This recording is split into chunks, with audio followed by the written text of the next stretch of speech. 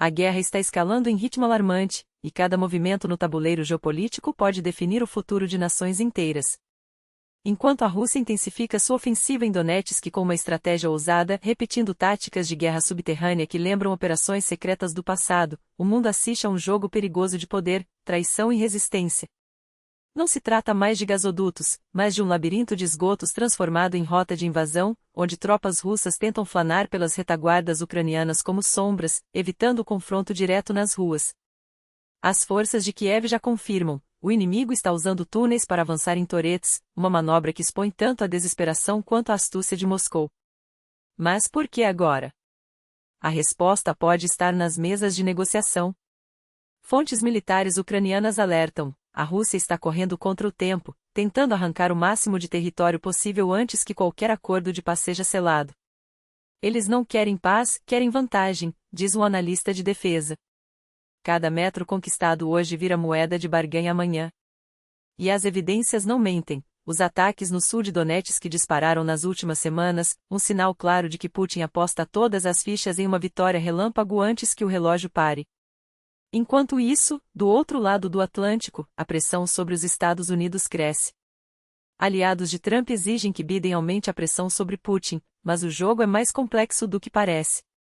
O Congresso americano se divide: de um lado, republicanos que flertam com a ideia de que a Ucrânia é culpada pela guerra; de outro, vozes como a do general Don Bacon, que advertem: chegou a hora de entender que, para Putin, a guerra não é uma opção, é um estilo de vida. A mensagem é clara: Washington não pode se dar ao luxo da neutralidade. Ou apoia Kiev sem hesitar, ou corre o risco de ver a Europa mergulhada em um caos ainda maior. E a Rússia? Está se preparando para o pior ou para o melhor, dependendo do ponto de vista. Com um novo recrutamento massivo em andamento, 160 mil soldados até meados de maio, Moscou envia um recado: não há intenção de recuar. A Europa, por sua vez, sabe que só a força americana pode frear o avanço de Putin. Não é hora de diálogo vazio, diz para Kaja Kallas, chefe da diplomacia europeia. É hora de ações que doam. Ela lista as condições: cessar-fogo imediato, devolução das crianças ucranianas deportadas, troca de prisioneiros. A Rússia tem muito a perder. Precisamos fazer com que ela sinta isso. Mas o tabuleiro não para por aí. O Irã, aliado estratégico de Moscou, acena com uma resposta devastadora a qualquer provocação americana. Se Trump ousar bombardear nossas posições, as retaliações serão imediatas e implacáveis, avisa Ali Khamenei. A tensão explodiu após o ex-presidente ameaçar o país com sanções esmagadoras caso Teherã não aceite um novo acordo nuclear. Prefiro a diplomacia, mas não vou tolerar desafios, declara Trump, em um tom que mistura ameaça e, falsa, moderação. O Irã tem uma história milenar, mas hoje só vemos provocação. Isso precisa mudar. E a França? Lá, a sombra de Putin também se estende. Marine Le Pen, sua aliada mais vocal na Europa, enfrenta um processo por desvio de fundos da UE, um golpe em sua já combalida credibilidade. O declínio de figuras pró-Kremlin no Ocidente pode ser o primeiro sinal de que o vento está virando. Ou não. Enquanto isso, a Ucrânia negocia com os Estados Unidos um acordo que vai além das armas. Trata-se de minerais raros, essenciais para a indústria de defesa. Zelensky sabe que cada grama desses recursos vale ouro em tempos de guerra. E Trump? Continua jogando duro: se Kiev não assinar o que queremos, vai se arrepender, avisou há poucos dias. A pergunta que fica: até onde vai a paciência americana? Em meio a tudo isso, uma notícia que parece saída de um filme de ficção: Elon Musk promete devolver a visão a cegos com um chip revolucionário. Enquanto o mundo arde em conflitos, a tecnologia avança, ironicamente, oferecendo esperança onde a política só gera destruição. E você, o que acha? O momento é de escolha: ficar em silêncio ou se posicionar. Porque, no fim das contas, cada like, cada compartilhamento, cada comentário é um grão de areia nesta engrenagem que pode mudar o rumo da história. Não subestime seu poder. A guerra não é só lá fora, ela também se trava nas redes, nas conversas, nas decisões que tomamos todos os dias. E agora? A bola está com você. A justiça francesa acabou de lançar um veredicto que pode selar o destino político de Marine Le Pen: 4 anos de prisão, 2 dos quais suspensos, mais 2 anos de tornozeleira eletrônica. Mas o golpe mais duro não é a pena em si, é a proibição de concorrer a cargos públicos por 5 anos, um golpe fatal em suas ambições presidenciais. Imagine só, a líder da extrema-direita francesa, que sonhava em governar o Palácio do Eliseu, agora está banida das eleições até 2029, perdendo não apenas a chance de disputar a presidência em 2027, como também o direito de influenciar o futuro do país. E como se não bastasse, ainda terá que desembolsar 100 mil euros em multa, um preço alto por um esquema que, segundo a acusação, desviou 3 milhões de euros dos cofres da União Europeia entre 2004 e 2016, usando assistentes fantasmas no Parlamento Europeu que, na verdade, trabalhavam para seu partido na França. A defesa de Le Pen, é claro, já anuncia recurso. Afinal, quem aceitaria uma derrota dessa sem lutar?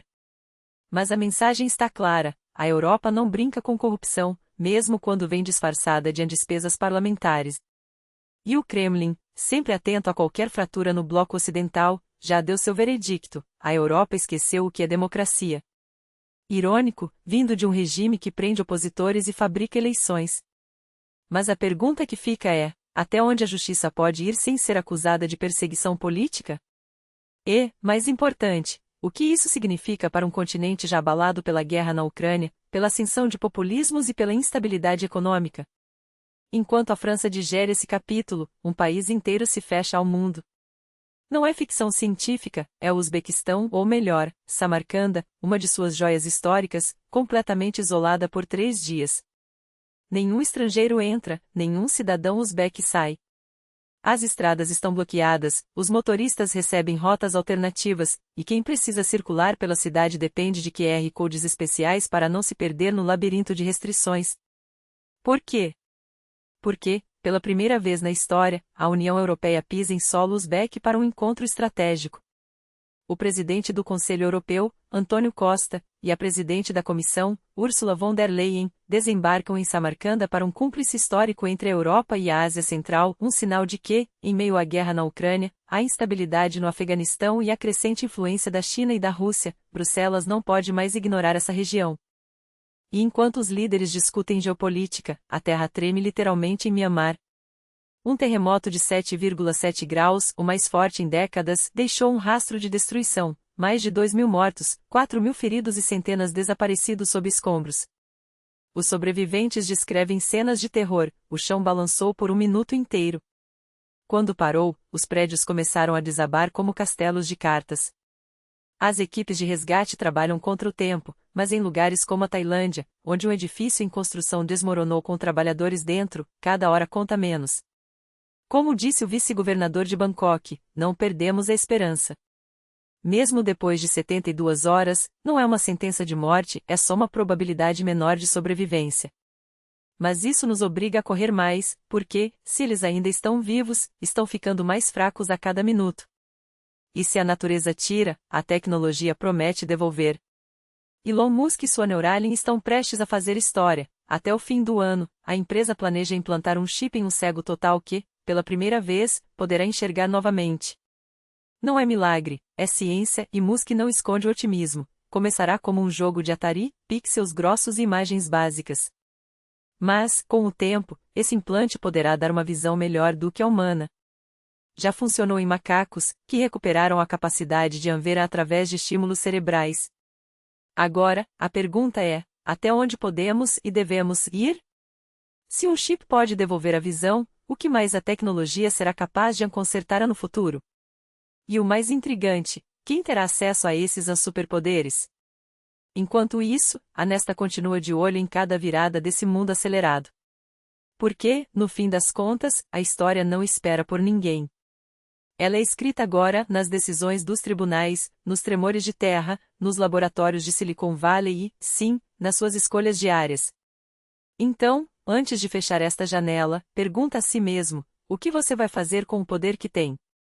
Porque, acredite, cada clique, cada compartilhamento, cada debate que você ignora ou abraça está moldando o amanhã. Não se despedimos, nos vemos na próxima batalha. Ative as notificações, siga Nesta no Telegram ou no X, e fique conosco nessa jornada.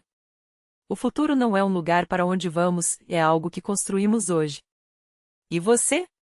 De que lado da história vai ficar?